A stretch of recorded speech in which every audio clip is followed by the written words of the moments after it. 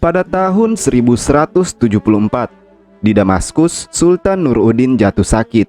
Tabib istana yang memeriksa kemudian mendapati jika Nuruddin sakit akibat penyakit diperti atau komplikasi. Hakim istana yaitu Kamaluddin menyarankan agar Sultan Nuruddin mau menjalani operasi. Akan tetapi, Sultan Nuruddin sudah mengetahui jika penyakit itu tidak bisa disembuhkan oleh tabib manapun, dan ia hanya pasrah kepada Sang Pencipta jika memang ajal akan segera menjemput.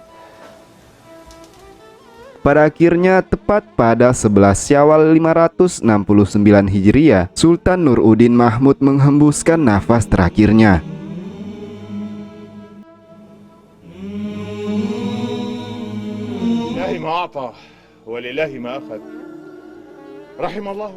Meninggalnya sang Raja Syam dan Mesir itu membuat para petinggi di Damaskus harus mencari cara agar perwakilan kerajaan masih tetap berada di pihak mereka, sebab pewaris Nuruddin yaitu As-Sahih Ismail Al-Malik masih berumur muda dan tidak dapat memobilisasi kerajaan yang amat luas itu. Pihak-pihak keluarga Zankia atau keturunan-keturunan Zengi mulai berdebat persoalan tentang siapa yang akan mengurus si raja muda dan menjadi perwakilan kerajaan. Di Aleppo, pimpinannya yaitu Majnuddin bin Daya benar-benar tersinggung karena kepengurusan kerajaan masih tetap dipegang oleh petinggi Damaskus, yaitu Samsuddin bin Al-Muqaddam sebagai perwakilan. Nuruddin adalah keturunan Bani Daya dan sudah sepantasnya jika kepengurusan ibu kota kerajaan serta raja berada di tempat mereka. Di tengah ketegangan perebutan kekuasaan negeri Syam, di sisi lain pasukan Salibis telah berkumpul dan akan menyerang benteng Banias. Hal ini membuat Syamsuddin bin Al-Muqaddam harus pergi menanggapi serangan itu. Akan tetapi, ketika sedang melakukan kesepakatan, Syamsuddin malah ingin berdamai dengan Salibis dan lebih tidak suka jika Salahuddin yang memegang kendali kekuasaan. Kejadian ini membuat Salahuddin benar-benar marah, seolah semua yang telah terbangun dan hampir saja impian mereka terwujud, impian malah berantakan dan kembali seperti semula. Di Damaskus, perwakilan Majnuddin yaitu Sa'aduddin menemui Kamaluddin untuk mendiskusikan tentang hak atas Sultan As-Sahih Ismail. Sa'aduddin akan membawanya ke Aleppo, namun ia tidak menyerahkan Ismail kepada mereka. Ia memilih untuk menjadi perwakilan itu sendiri. Kamaluddin akhirnya setuju agar mengamankan Ismail di Aleppo, sebab mereka takut jika nantinya Salahuddin yang menuju Syam akan mengambil alih mereka. Sesampainya Sa'aduddin di Aleppo, ia segera melakukan kudeta kepada Majnuddin.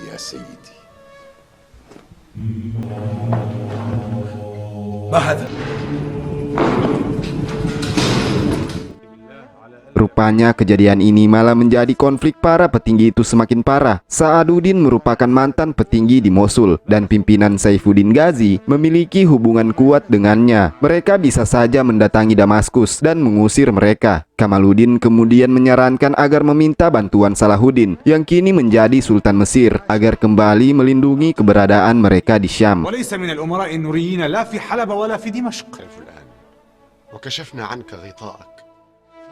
Raja Al-Malik mengalami sakit parah dan para tabib tidak dapat menyembuhkannya. Pada akhirnya, Raja Al-Malik meninggal dunia dan anaknya yaitu Balduin IV yang masih berumur 13 tahun pada akhirnya naik tahta.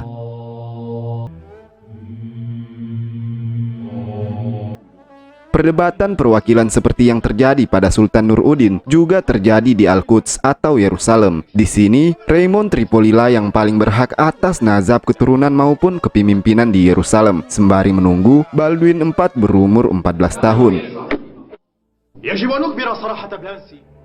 Sedang di Mesir, Sultan Salahuddin terus memperoleh surat dari Damaskus agar segera menyatukan kembali Syam yang kini terpecah. Sultan Salahuddin pun berangkat beserta para petinggi dan 700 prajurit. Sesampainya ia di Damaskus, Sultan Salahuddin mengira jika ia akan dihalangi. Rupanya hal sebaliknya lah yang terjadi. Ia memperoleh sambutan yang hangat dari para tentara maupun rakyat Damaskus yang memang telah rindu dengan kehadirannya.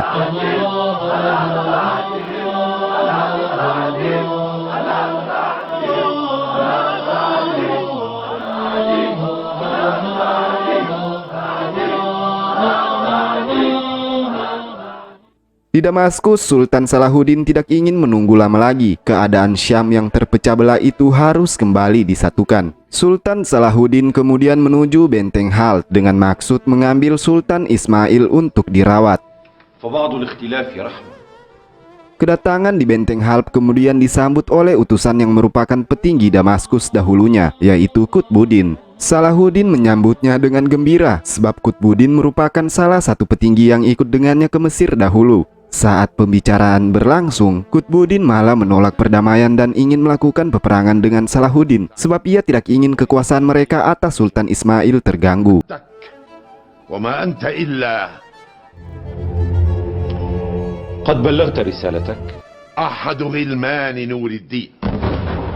Salahuddin menyerah untuk melakukan negosiasi dengan para petinggi di benteng itu. Ia kemudian mengirim utusan berbicara langsung dengan Sultan Ismail dan mencoba untuk tidak melalui para petinggi yang terus saja menghalau mereka. Akan tetapi, utusan itu malah dimasukkan oleh Sa'aduddin ke dalam penjara bersama Majnuddin bin Daya, penguasa Aleppo yang telah ia tangkap sebelumnya.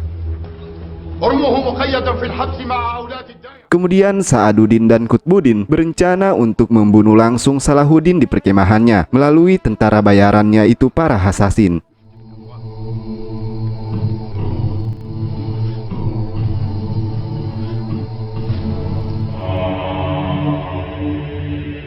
Sebelum pengepungan berlangsung, salah seorang petinggi Sultan Salahuddin tertangkap oleh Hasasin dan dibawa masuk ke sebuah tempat tersembunyi. Di tempat itu ia diberi minuman yang membuatnya seolah mabuk. Dalam kondisi itu, ia kemudian dihadapkan langsung dengan pimpinan Hasasin yaitu Rashid. Rashid menyampaikan berita kepadanya jika ia telah diutus oleh para petinggi Halb untuk membunuh Salahuddin di perkemahannya.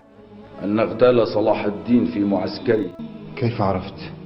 المعرفة ليست ما يراه وتشمه الأنوف وتتذوقه الألسن. Di perkemahan, Sultan Salahuddin sebenarnya masih tidak mau menyerah untuk mengajak orang-orang Halb berdamai. Akan tetapi mereka malah dikejutkan dengan kedatangan Hasasin yang mencoba memasuki perkemahannya. Beruntungnya, percobaan pembunuhan itu berhasil digagalkan oleh para penjaga.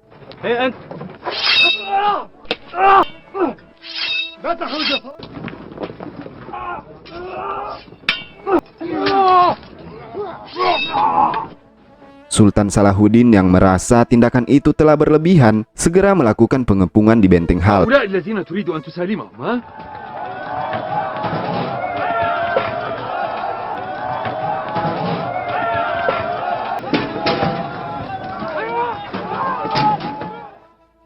Di dalam benteng, Qutbuddin dan Sa'aduddin tak menyangka rencana pembunuhan melalui para Hasasin itu berhasil digagalkan. Akan tetapi, mereka tak habis akal. Qutbuddin kemudian menuju Tarabulus, tempat Raymond Tripoli berkuasa. Ia meminta kerjasama kepada pihak Salibis dengan bayaran pembebasan tawanan-tawanan penting di benteng Halb itu. Raymond Tripoli menyetujuinya dan mengatur strategi dengan berpura-pura ingin menyerang benteng Hims. Saat Sultan Salahuddin mengetahui jika para Salibis sedang menuju Hims, ia pun menghentikan pengepungan dan segera menuju benteng Hims. Akan tetapi, sesampainya mereka di sana, para Salibis malah berbalik kembali. Pengepungan pun terhenti.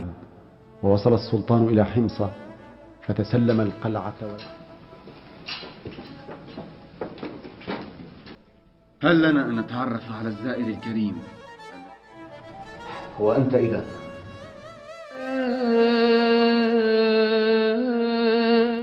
Reynald de Chatillon dan Jocelyn II dibebaskan dari penjara.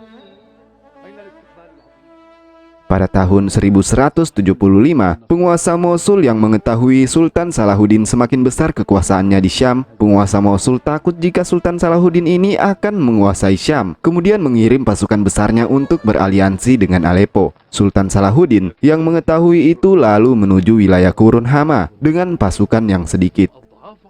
Di perkemahan, Salahuddin kembali bernegosiasi bersama Sa'aduddin dan Qutbuddin dengan niatan agar tidak terjadi pertumpahan darah untuk sesama kaum muslimin. Di pertemuan itu, ia rela melepas semua benteng-benteng di Syam dan hanya menyisahkan Damaskus saja. Hal ini dipertegas Sultan Salahuddin agar mereka mengetahui niat yang sebenarnya. Akan tetapi mereka yang mengetahui pasukan Salahuddin hanyalah sedikit, kemudian merencanakan agar perang tetap terjadi karena mereka benar-benar ingin menghabisi Sultan Salahuddin itu sendiri. Sedang di pihak Sultan Salahuddin, mereka tetap melakukan peperangan seperti kemauan Sa'aduddin dan Qutbuddin itu. Sembari juga mereka menunggu pasukan kakaknya, yaitu Nuransyah, yang memang sedang dalam perjalanan menemui mereka. Pada akhirnya, pertempuran saudara kembali pecah di wilayah Qurun Hama.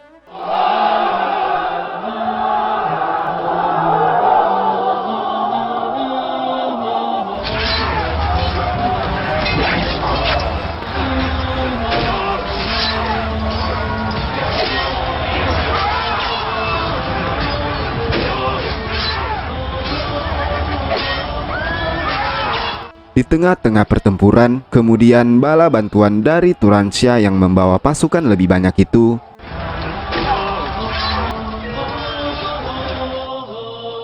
akhirnya pertempuran itu berhasil dimenangkan oleh Sultan Salahuddin. Lalu Sa'aduddin dan Qutbuddin yang telah kalah kemudian meminta Salahuddin untuk membahas kembali negosiasi awal mereka tentang Salahuddin yang ingin menyerahkan benteng-benteng di Syam selain Damaskus. Mendengar ucapan itu, Salahuddin membentak mereka yang tidak tahu malu dengan apa yang telah mereka lakukan. Sultan Salahuddin kemudian menemui Sultan Ismail dan menawarkan diri untuk mengurusi Ismail, sebab ia masih setia dengan keturunan Nuruddin. Sultan Ismail meminta Salahuddin mengambil kota-kota lain di Damaskus, dan ia hanya ingin tinggal di Benteng Halb saja. Seusainya permasalahan di Benteng Halb, Salahuddin lalu kembali ke Damaskus. Akan tetapi ketika mereka baru sampai di Benteng Hama, utusan dari Kekhalifahan Abbasiyah memberinya surat. Isi surat itu ialah jika khalifah menaubatkannya sebagai Sultan Mesir dan Syam, pengganti Sultan Nuruddin, karena sangat banyaknya permintaan dari rakyat Syam kepada kekhalifahan agar dipimpin langsung oleh Salahuddin.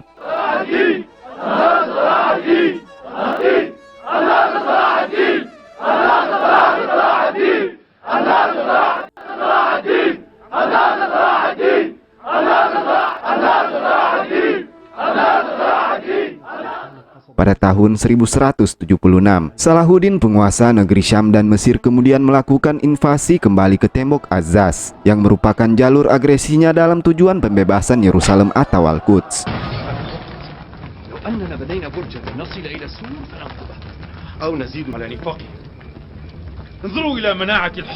Di tengah-tengah pengepungan, nampak benteng itu benar-benar kuat. Salahuddin berinisiatif untuk keluar dari perkemahan untuk membantu serangan pelontar raksasa atau manjanik. Ketika sampai, ia menyuruh beberapa prajurit untuk berhenti dan bergantian. Akan tetapi, salah satu prajurit nampak tidak ingin beranjak. Salahuddin mendekatinya.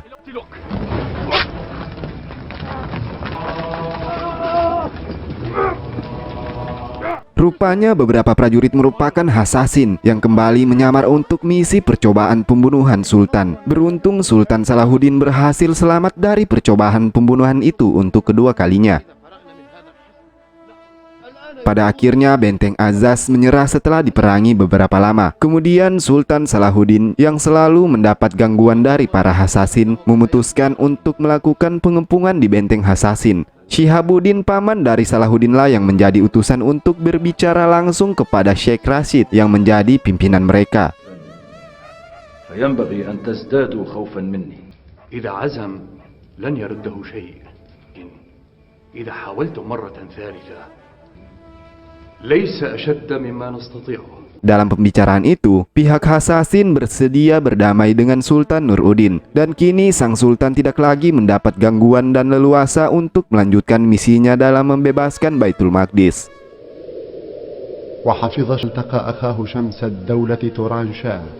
Sekembalinya ke Damaskus, Salahuddin menikahi istri almarhum Nuruddin, yaitu Ismahaddin Khatun binti Muinuddin Anar.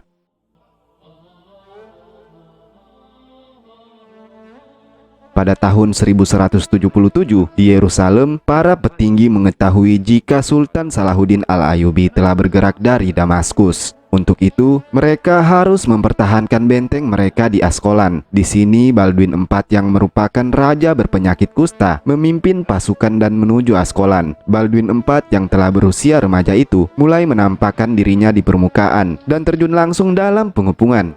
Sesampainya mereka di Askolan, pasukan Salahuddin pun tiba di depan tembok mereka dan peperangan pun kembali terjadi.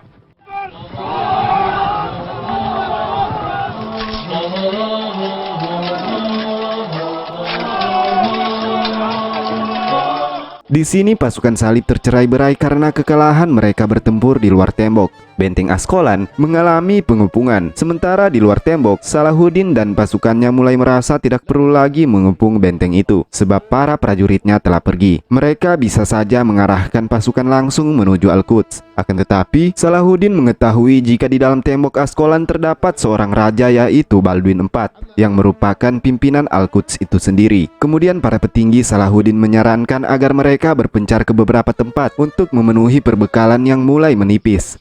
Salahuddin menerima saran itu dan pasukannya pun mulai terbagi.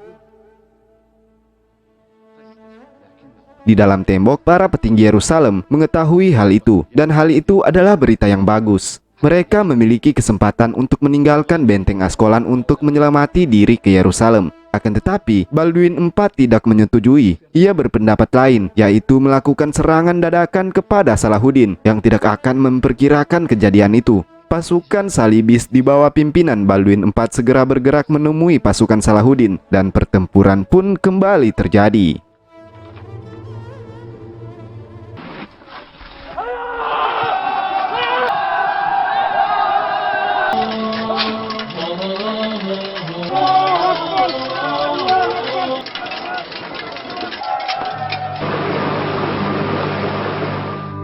Karena pertempuran itu, Salahuddin mengalami kekalahan telak dan melarikan diri. Di pelarian itu, Salahuddin dan pasukannya tersesat sebab tidak mengetahui arah. Di sini mereka hanya bisa berpasrah diri kepada Sang Pencipta. Salahuddin meminta seorang anak buahnya yang paling ahli membaca ayat-ayat suci Al-Quran untuk menenangkan mereka.